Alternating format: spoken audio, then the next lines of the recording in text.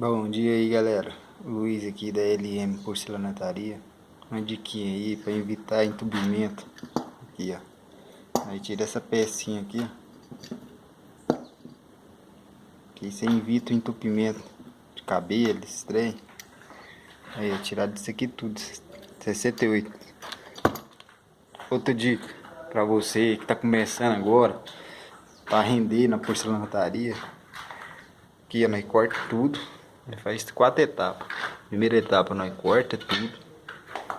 Aí depois lixa, lixa tudo. E depois vem colando tudo. E depois do acabamento. Esse jeito aqui é o jeito que eu achei que rende muito.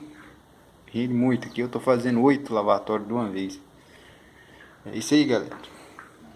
Jeito mais fácil de render.